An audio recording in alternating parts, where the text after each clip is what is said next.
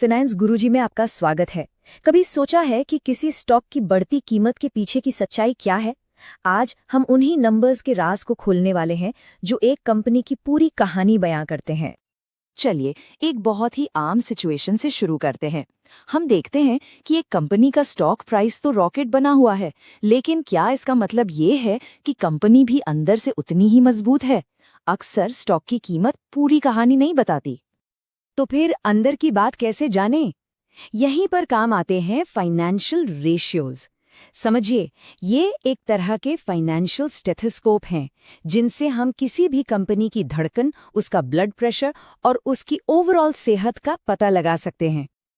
तो चलिए सबसे पहले चेक करते हैं सबसे जरूरी चीज, कंपनी की धड़कन। मतलब क्या कंपनी प्रॉफिट कमा भी रही है या नहीं? तो सवाल ये है कि कंपनी कितनी एफिशिएंट है। इसे मापने का एक बहुत ही जरूरी मेट्रिक है ऑपरेटिंग प्रॉफिट मार्जिन। इससे ये पता चलता है कि कंपनी अपने मेन बिजनेस से, मतलब जो उसका असली काम है, उससे कितना पैसा कमा रही है। और यकीन मानिए ये कॉन्सेप्ट बहुत ही सिंपल है। देखिए हमारे एक सोर्स से ये कितना बढ़िया उदाहरण मिला है। इससे बात एकदम साफ हो जाती है। अच्छा, प्रॉफिटेबिलिटी को देखने का एक और बहुत ही जरूरी एंगल है रिटर्न ऑन इक्विटी, यानी ROE। ये सीधा सीधा इस सवाल का जवाब देता है कि मैनेजमेंट शेयर होल्डर्स से मिले पैसों से मुनाफा बनाने में कितना माहिर है। वैसे तो ये इंडस्ट्री टू इंडस्ट्री अलग होता है, लेकिन एक मोटा मोटा नियम ये है कि 15% से ज्यादा का ROE अक्सर एक अच्छी मुनाफे वाली कंपनी की निशानी माना जाता है। ओके, तो कंपनी की धड़कन तो ठीक लग रही है। अब बारी है उसका फाइनेंशियल प्रेशर चेक करने की। मतलब ये पता लगाने की कि कंपनी कितनी रिस्की है। और इसके लिए हमारा सबसे मेन टूल है डेट टू इक्विटी रेशियो। ये बिल्कुल साफ साफ दिखाता है कि कंपनी अपने पैसों पर ज्यादा चल रही है या फिर उधार के भरोसे। अब सवाल आता है कि ये इतना जरूरी क्यों है?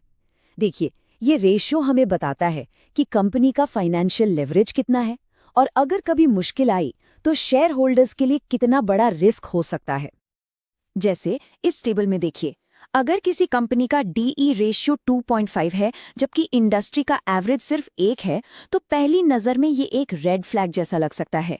साफ पता चल रहा है कि कर्ज बहुत ज्यादा है। लेकिन कहानी में एक ट्विस्ट है। ज्यादा कर्ज का मतलब हमेशा ये नहीं होता कि कंपनी डूबने वाली है। ये बात बहुत दिलचस्प है। और इसी वजह से DE रेशियो के साथ साथ इंटरेस्ट कवरेज रेशियो को देखना भी बहुत जरूरी हो जाता है। ये हमें बताता है कि कंपनी जो प्रॉफिट कमा रही है, क्या वो इतना काफी है कि वो अपने कर्ज का इंटरेस्ट आराम से चुका सके। जाहिर है ये जितना ज्यादा हो उतना अच्छा है। तो अब तक हमने कंपनी का दिल यानी प्रॉफिट और प्रेशर यानी रिस्क दोनों चेक कर लिया है। अब ये पता लगाते हैं कि कंपनी का स्टॉक जिस दाम पर मिल रहा है, क्या वो सही है भी या नहीं। और इसके लिए सबसे पॉपुलर टूल है प्राइस टू अर्निंग्स रेशियो, जिसे हम सब PE रेशियो के नाम से जानते हैं। PE का कॉन्सेप्ट समझने के लिए ये वड़ा पाव स्टॉल वाला उदाहरण बिल्कुल परफेक्ट है। सोचिए, अगर कोई स्टॉल साल में 10,000 का मुनाफा कमाता है और उसे 50,000 रुपए में खरीदा जाता है, तो इसका PE हुआ 5। मतलब निवेश किए गए पैसे वापस कमाने में 5 साल लगेंगे। और ये उदाहरण एकदम साफ कर देता है कि हमेशा कॉन्टेक्स्ट देखना कितना जरूरी है।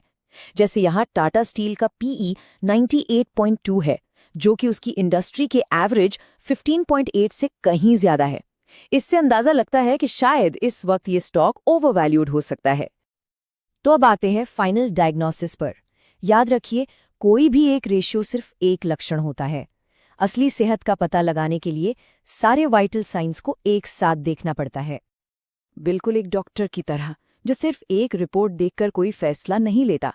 इन्वेस्टिंग में भी यही सच है।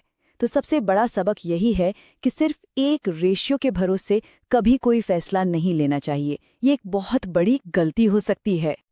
तो एक हेल्दी कंपनी की पहचान क्या है? हमारे सोर्सेज के हिसाब से एक आइडियल हेल्थ प्रोफाइल कुछ ऐसी दिखती है, जहां रिटर्न ऑन इक्विटी 15% से ज्यादा हो, डेट टू इक्विटी 1 से कम हो, इंटरेस्ट कवरेज मजबूत हो और PE रेशियो इंडस्ट्री के एवरेज से नीचे हो।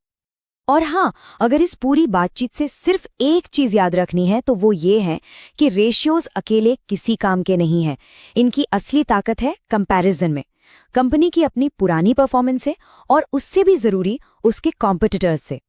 तो ये कुछ बेसिक टूल्स थे फंडामेंटल एनालिसिस की बड़ी सी दुनिया के। लेकिन अब जब ये वाइटल्स पढ़ना आ गया है तो एक नया सवाल खड़ा होता है। सबसे पहले किस कंपनी की फाइनेंशियल हेल्थ चेक की जाएगी? आज के लिए बस इतना ही। उम्मीद है आपको ये जानकारी पसंद आई होगी। देखने के लिए धन्यवाद। अगर वीडियो अच्छा लगा तो लाइक, शेयर और सब्सक्राइब जरूर करें।